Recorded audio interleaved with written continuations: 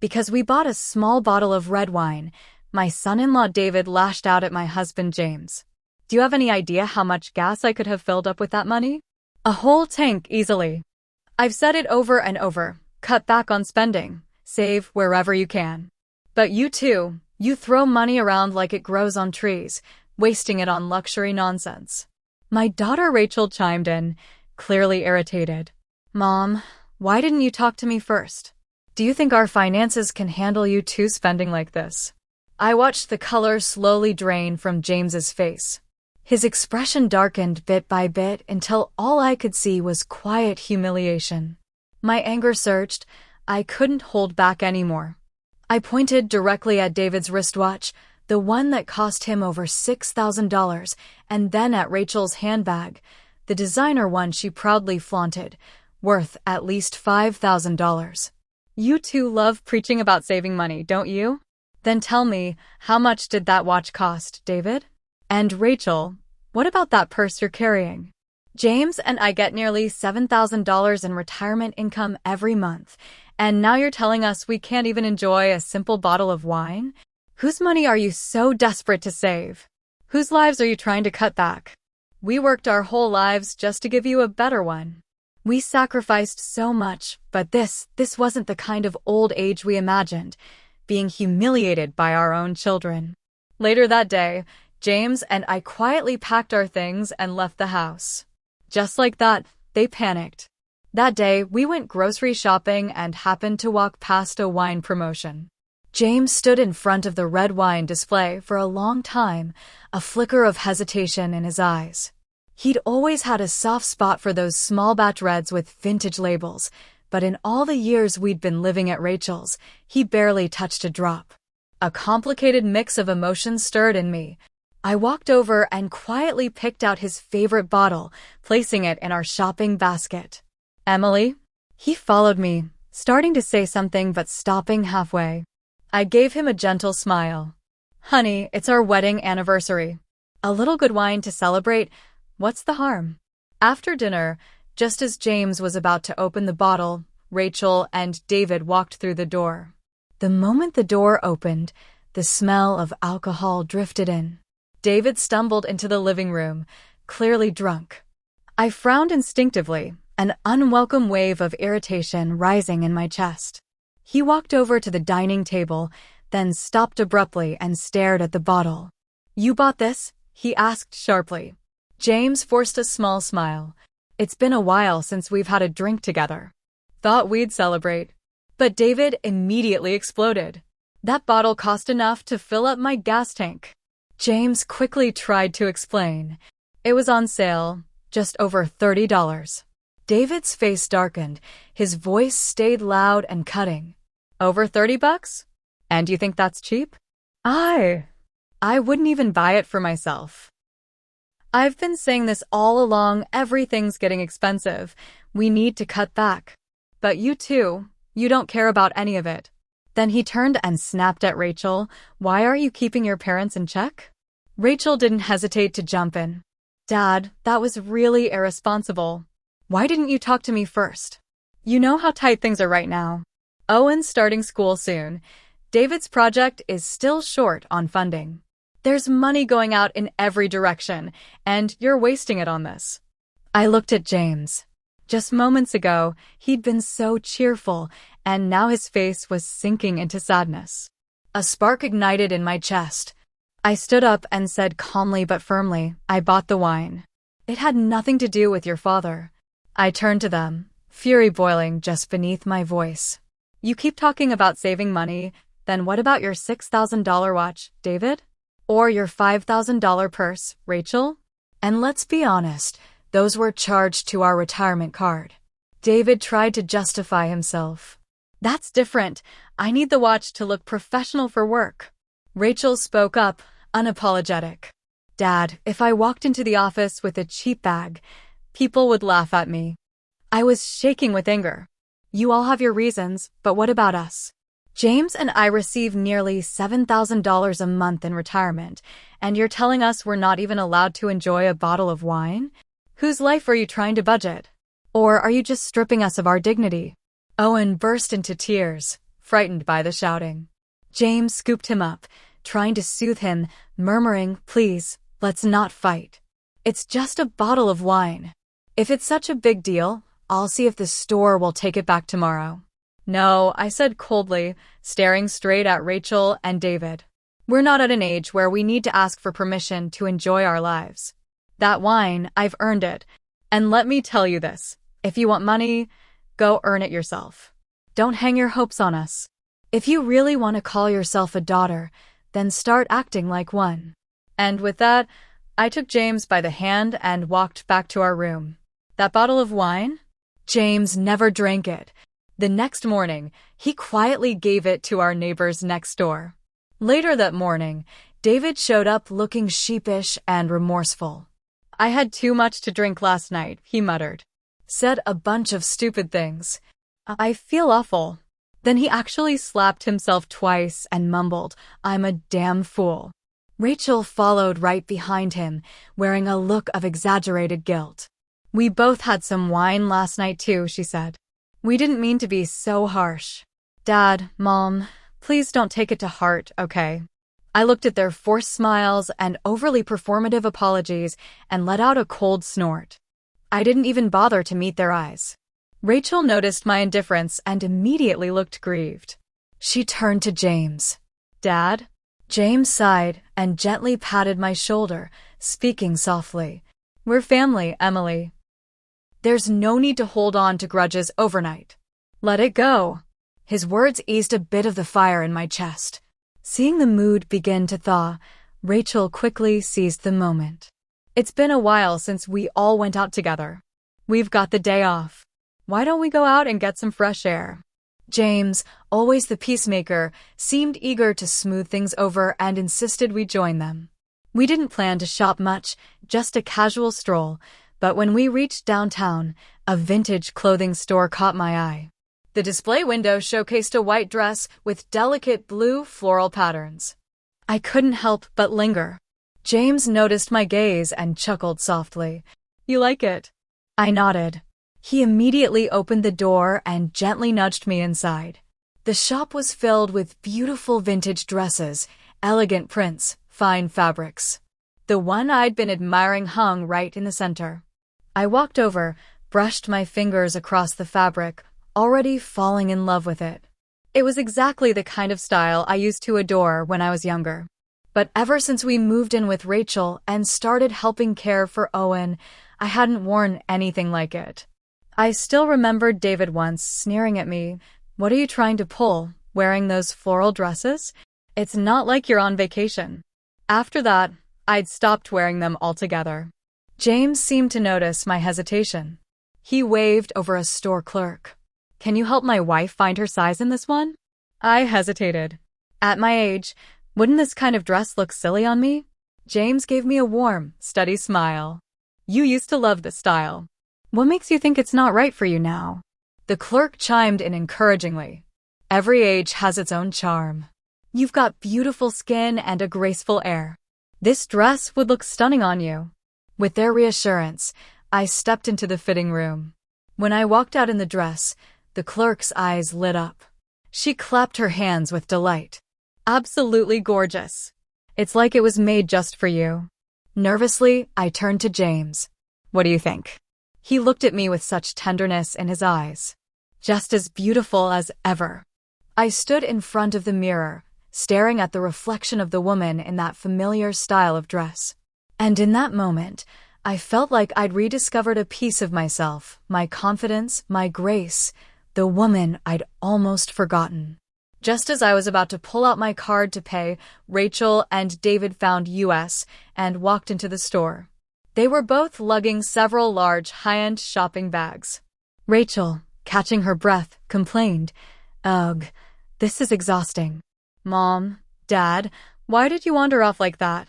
"We've been searching all over. We're done shopping. Let's just head home." David was fanning his collar, clearly irritated and in no mood to be out. As Rachel stepped closer, her eyes landed on the vintage floral dress I was wearing. She froze for a second, her eyes widening as she scanned the store, then marched over to the display rack, flipping through the price tags. "Mom, at your age, is this really appropriate?" she said with a forced smile, her voice edged with condescension. The smile on my face faltered. "What's inappropriate about it?" James shot back with a cold chuckle. "Is it really the style you have a problem with, or the price?" He pointed at the shopping bags in their hands. "So it's perfectly reasonable for you two to spend hundreds on whatever you want, but the moment your mother buys a dress, it's suddenly a problem?" Rachel's expression changed instantly. She quickly tucked the bags behind her back, forcing a smile in my direction. "Mom, I didn't mean it like that. I was just being honest. Don't take it personally. You're 65. This dress is a bit too flashy for you. It doesn't exactly say graceful." She gestured toward the people walking past outside. "Look around. Everyone's dressed simply. Comfort is what matters. And besides, you're always cooking and doing laundry and chasing after Owen. How is a dress like that even practical?"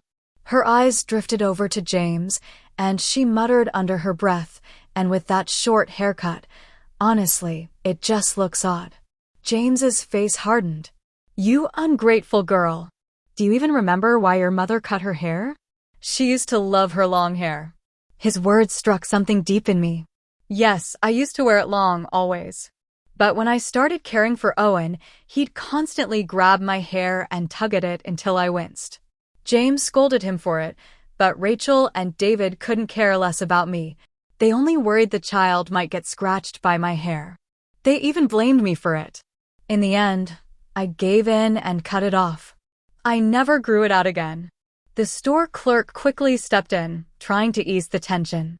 "Actually, short hair has its own elegance with a vintage dress like this. It highlights a woman's character. There's grace and confidence in that pairing."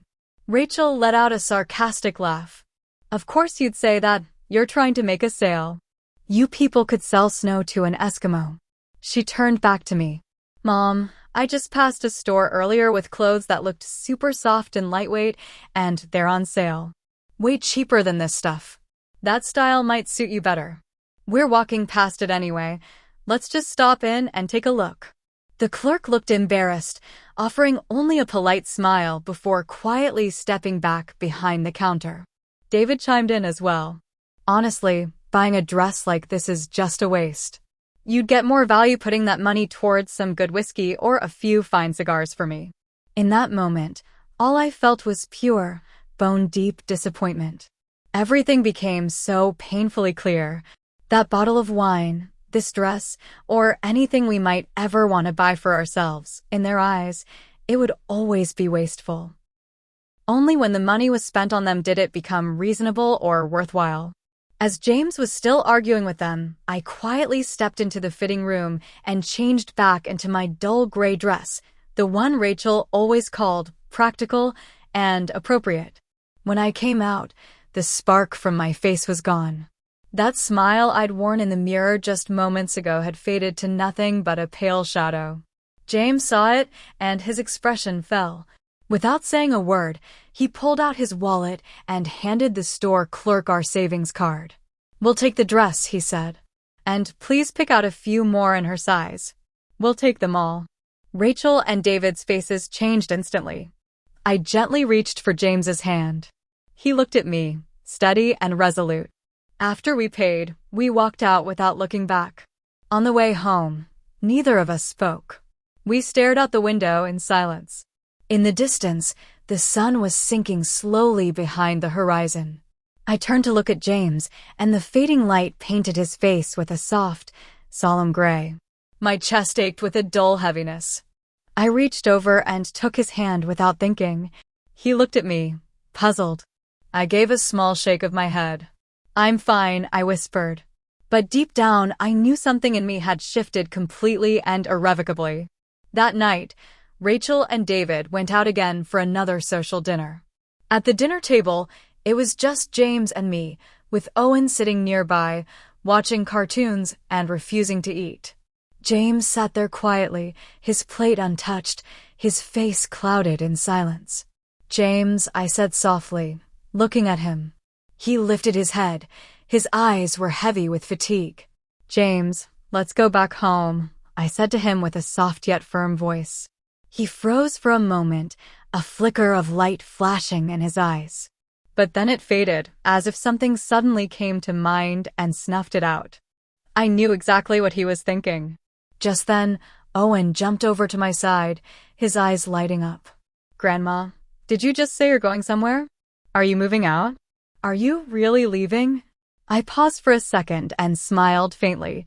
"Maybe, sweetheart. But why are you so excited about that?" Owen clapped his hands, beaming. "Of course I'm excited. Once you leave, Grandpa Jay and Grandma Anna can come live here." He went on, cheerful and completely unaware of the chill settling over my heart. "They love me so much. Every time we visit their house, they give me all kinds of snacks, popcorn, Skittles, soda. But you guys never buy that stuff." I heard Dad talking. He said once we move into the big house, you'd go back to your hometown and then Grandpa Jay and Grandma Anna can come live here. "So, if you're leaving now, does that mean I get to see them sooner?" He bounced in place, practically glowing with excitement. Each word hit me like ice water. Jay and Anna, David's parents. So the grandparents Owen loved most were the ones who rarely saw him, not the ones who cared for him every single day.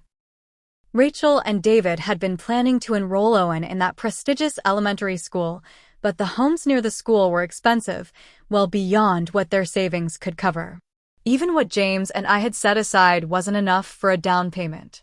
Their plan, I now realized, was clear: sell our old house back home to cover the down payment, drain our savings to renovate the new house, and then once they sold the place they currently lived in, use that money to cover the mortgage. We only have one child, Rachel, and we'd always assumed everything we had would go to her someday. It felt natural, even right. But had David ever thought about what would happen to us once our old house was sold? Where would we go? That house hadn't been lived in for over a decade. It was falling apart, probably uninhabitable now. I stared at Owen's beaming little face, and all I felt was cold. "Does your mom know about all this?" I asked softly. "Of course," Owen replied without hesitation. "Mom said she's going to take Grandpa Jay and Grandma out to explore the city. They've never been here before." That night, James and I ate in silence. Rachel and David came home late again. I heard the noise in the living room. There was no need to guess. They'd clearly been drinking. I sat in bed for a long time, turning everything over in my mind, until finally, my thoughts settled into something sharp and clear. I couldn't sleep. I kept tossing and turning. I turned on my side, looking at James. "Do you remember what we used to talk about before retirement?" I reached up and gently brushed the silver strands at his temple. Then I leaned close and whispered in his ear. James froze, his eyes suddenly wide with surprise. I simply gave him a quiet smile and held his hand tighter. No more words were needed. Everything was decided. Not long ago, the old house we'd listed with a real estate agency finally found a buyer. The moment Rachel and David heard the news, they were overjoyed and insisted on going to see the property themselves. They were practically buzzing with excitement. When I told them that James and I would be handling the sale in person, they agreed without hesitation. David even offered to drive us to the airport. Just before we left, Rachel reminded us again and again not to worry about Owen and to take care of business quickly so we could finalize the sale. David handed me a bank card and said, "Have the buyer transfer the payment to this account. It's going toward the new house anyway." With their hopeful eyes fixed on us, James and I set off for our hometown. But just before boarding, I tossed that bank card into a trash bin at the airport. The first thing we did when we got back was open a new bank account and route our retirement payments there.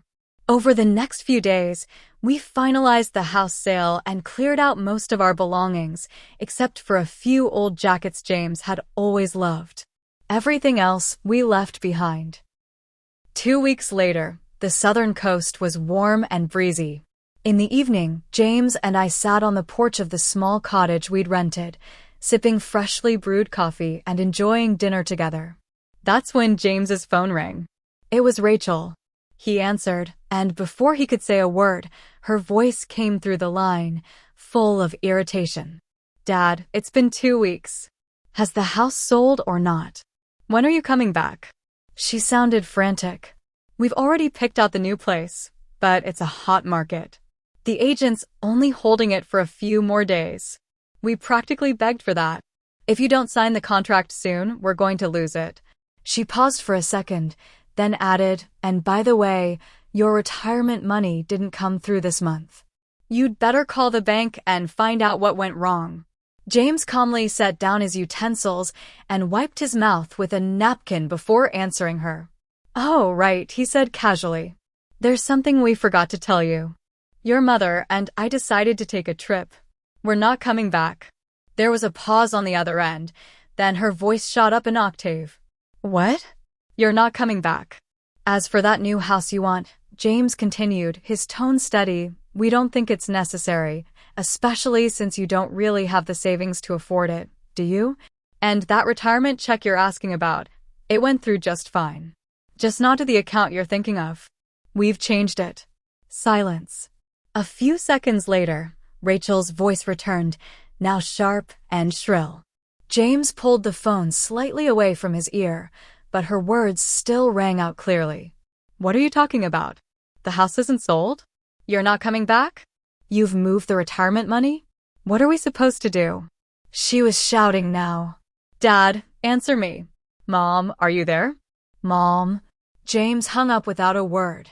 Within seconds, my phone lit up too, but James reached over, declined the call, and turned the phone to silent.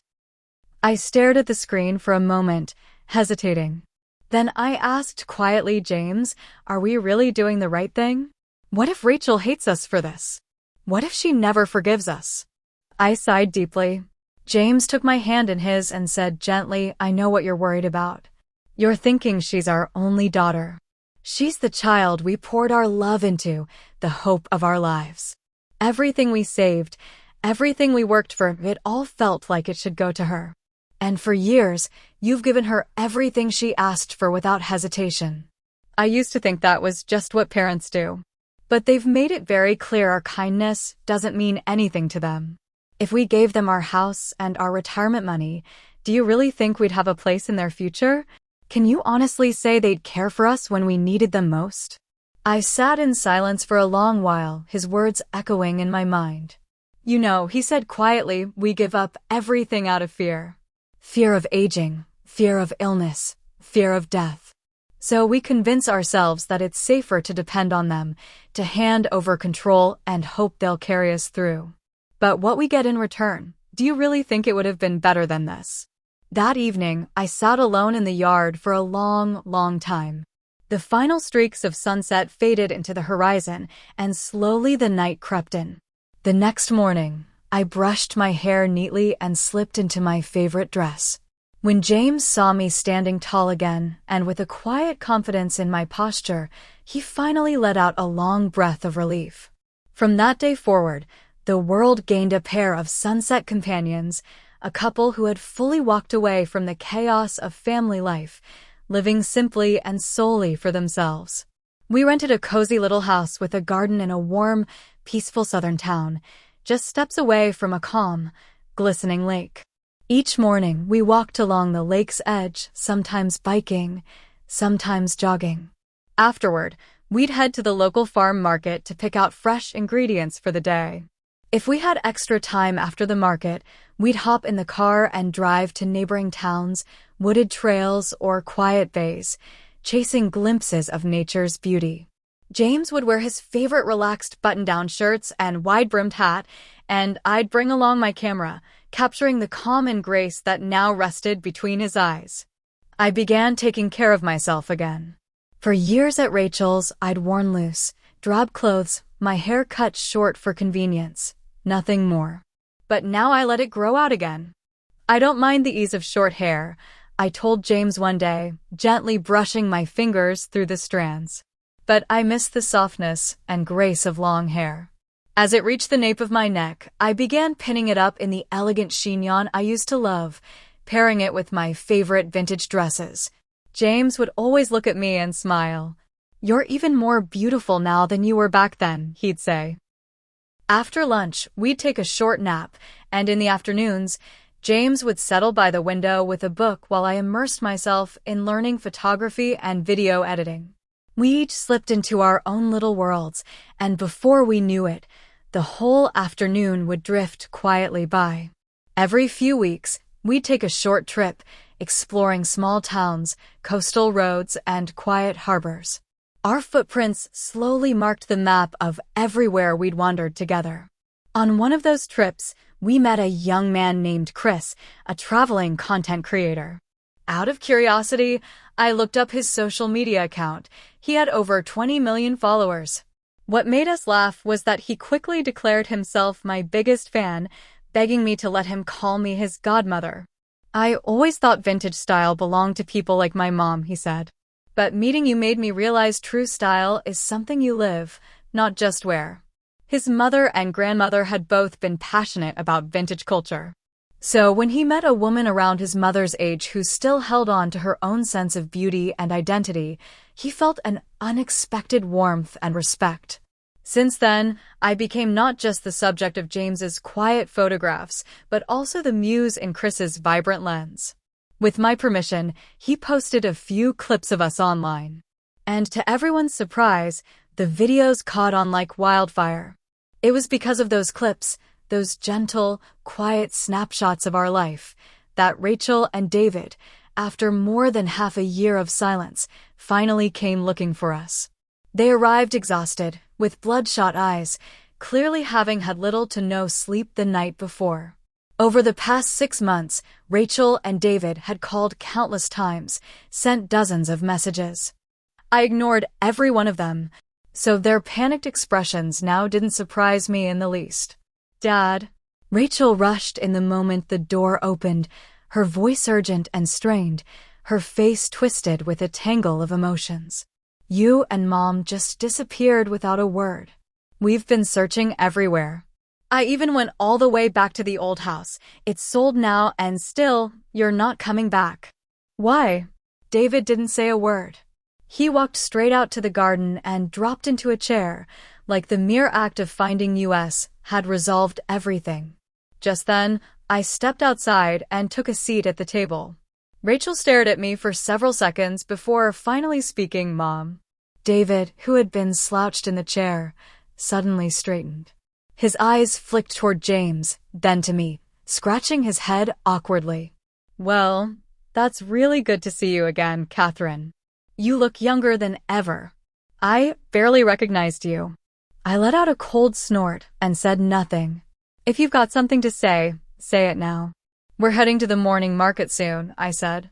Only then did Rachel and David seem to realize we weren't in the mood for pleasantries. Rachel jumped to her feet. "What market? Let's pack up and go home already. It's been over 6 months. You missed your chance on the last house we picked, and now it's gone. We just found another one, not quite as nice, but good enough. We need to get moving on this. Once we're back, we can put down the money and lock it in." So, that was what they really came for. They didn't come to see us. They came to see the money. I sneered internally and didn't bother responding. David shot Rachel a subtle look. She caught on immediately and slid over next to me, looping her arm through mine with forced affection. "Mom, are you still mad about the dress? I swear I had no idea how much you liked vintage styles. And honestly, you look stunning in them. If you want, I'll get you a few every season, different styles to switch it up, okay?" She paused, letting out a sigh. "Owen's been crying every day, saying he misses you too. He's barely eating. He's lost weight. It's breaking my heart. You raised him from the start. He can't live without you. Don't you care?" I smiled faintly. If I like a dress, I can buy it myself. As for Owen, there's more than one person in his life who can love him. All I want now is to spend the rest of my days peacefully with your dad. Then I gently pulled my arm away from hers and stood up. "You should go," I said calmly, walking over to the garden gate. My voice was cool, sharp, and final. "Live within your means. If you want a house, pay for it yourselves. We're not coming back. Rachel froze for a second, then sprang to her feet, face flushed with frustration. Her voice rising with hostility. So that's it? You're really cutting us off? What happens when you're old and sick? Who's going to take care of you then? We never counted on you for that, I said plainly, waving my hand as if swatting away a fly. Then I turned to David, my tone shifting slightly. You've brought your parents over, haven't you? He blinked in surprise, giving me a sideways glance before slowly nodding. I gave a soft, knowing laugh. You didn't even need to ask. We stepped aside all on our own. Now you've got your whole little family back together. I bet Owen's thrilled.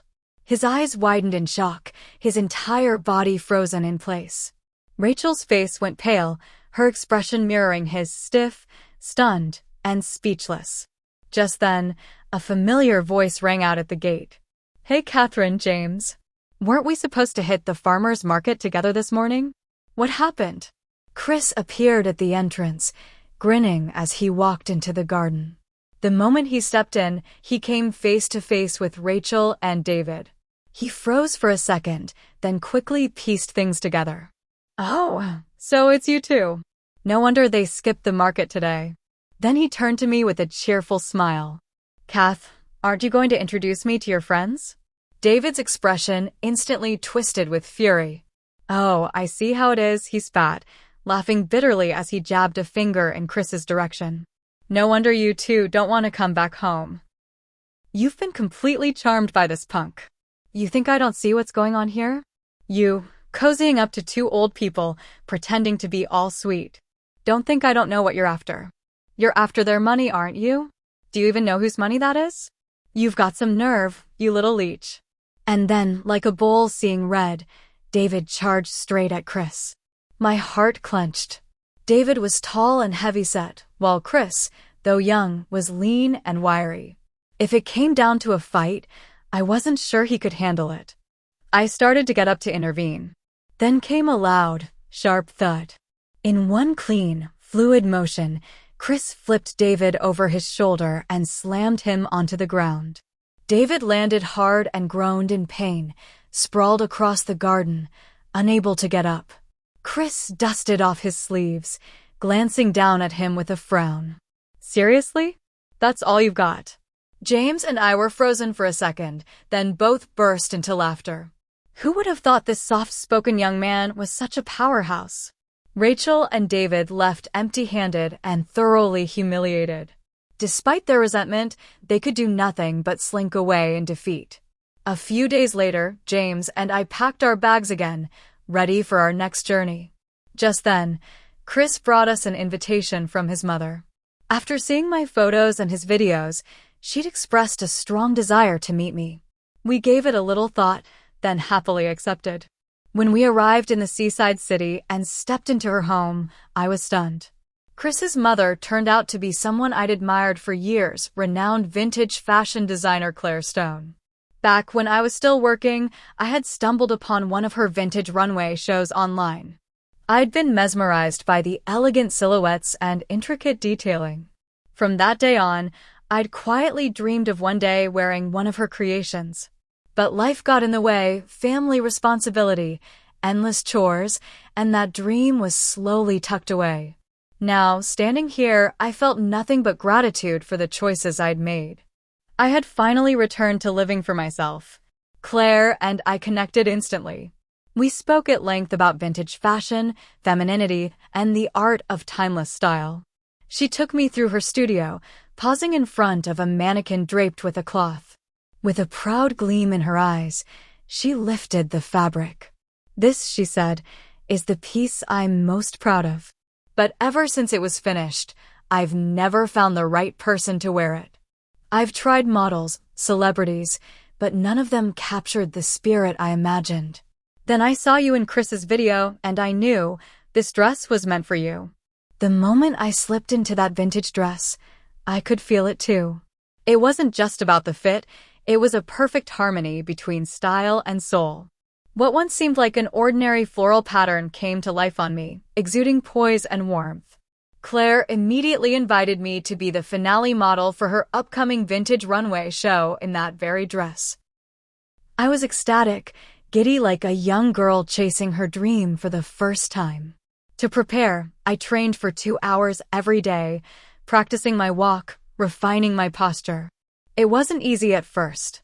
James would watch me, drenched in sweat, gently worrying, "Don't push yourself too hard." But I'd always smile and tell him I've lived most of my life just surviving. For the first time, I finally feel alive. He stopped trying to dissuade me.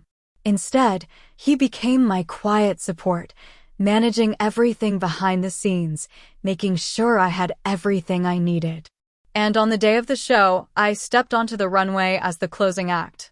No one expected a woman past 60 to be the brightest presence on stage, but I wasn't nervous. My makeup was flawless, my steps sure and graceful, each movement filled with confidence and ease. The crowd erupted in applause. Cameras flashed, all focused on me. In that moment, I felt 20 again. Bold, radiant, unstoppable. I spotted James in the front row, eyes full of pride and love, and just like that, my heart fluttered like a girl in love for the very first time. Soon after, the runway video of my fashion show went viral online. People weren't just amazed by my appearance. They were deeply moved by the way I refused to surrender to age, by the way I chose to live life on my own terms. They started calling me, affectionately, the vintage goddess. But what none of us expected was that James became a sensation too. A photo captured by a photographer showed him in the front row, eyes glowing with admiration as he watched me walk the runway. It quickly spread across social media. Chris also posted a video, editing together clips of James bustling around backstage, helping me with everything from shoes to accessories.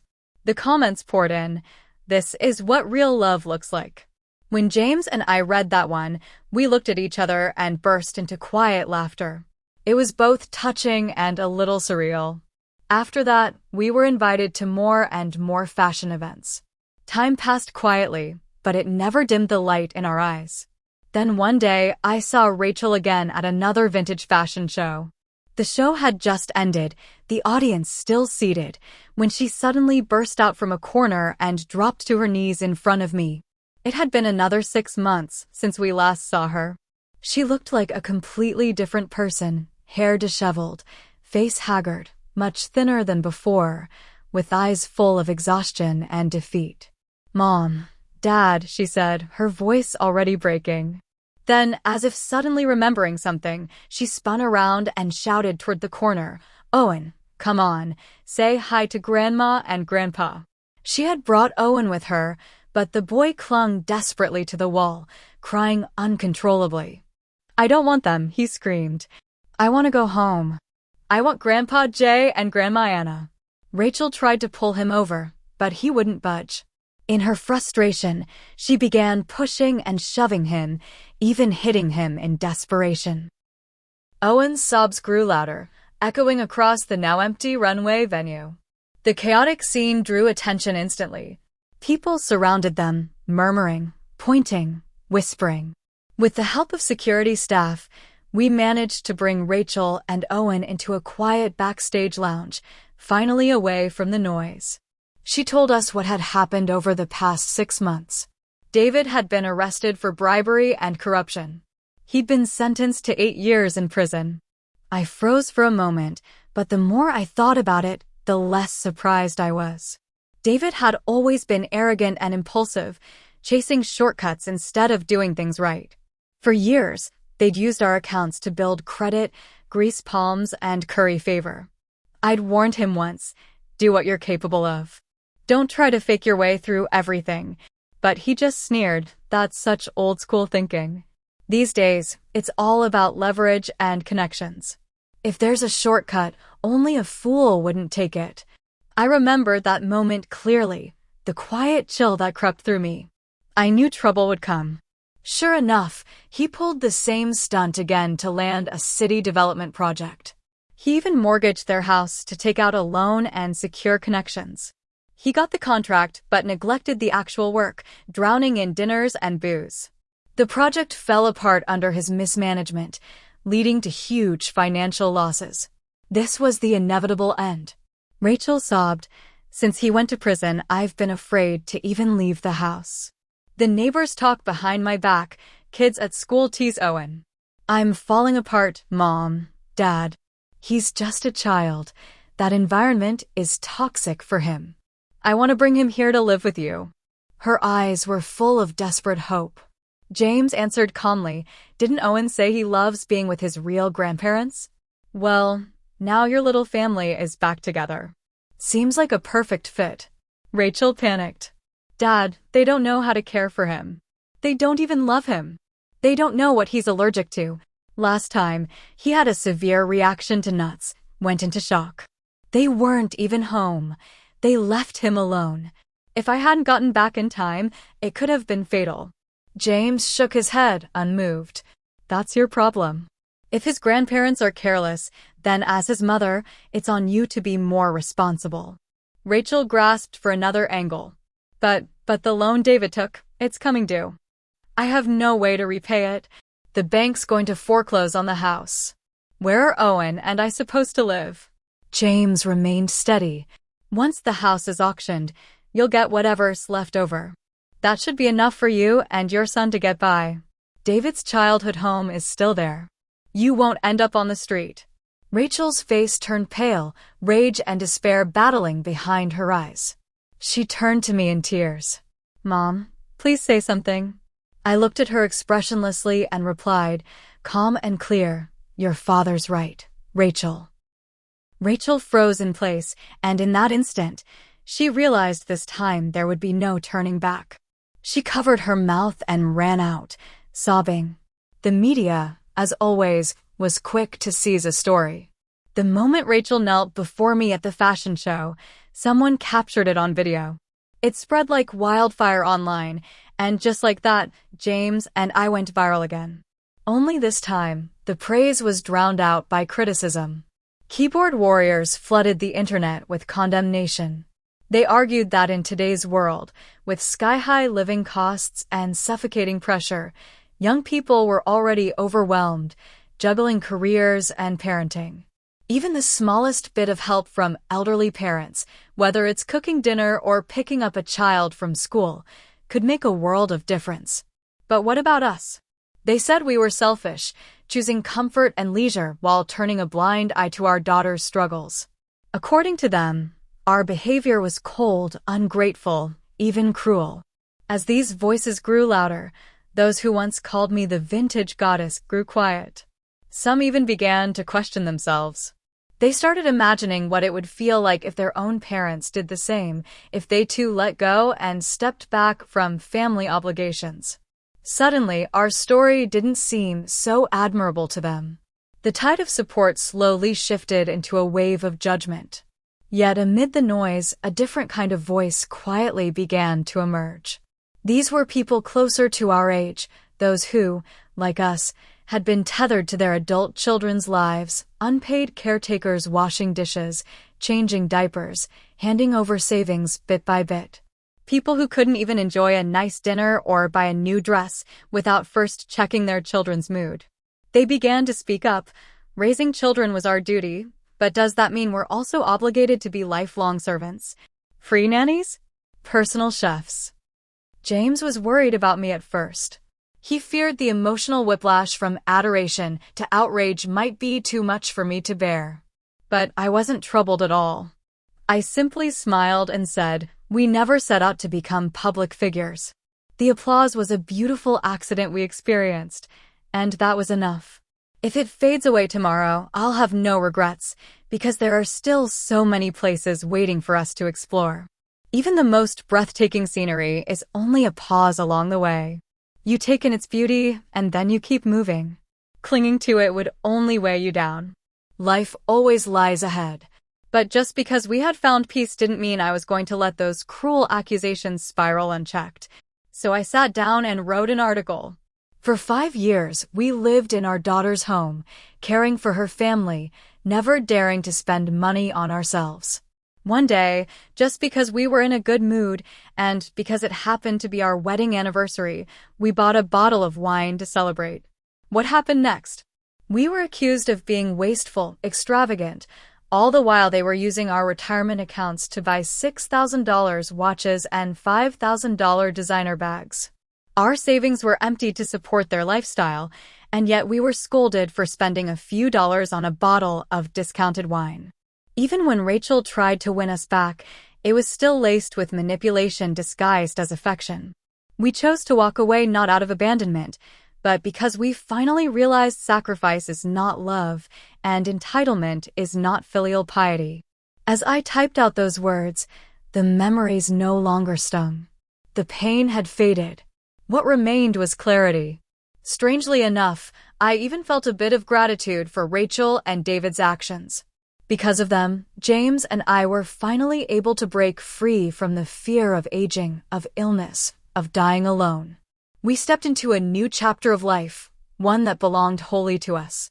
After I published the article, Chris left a comment beneath it.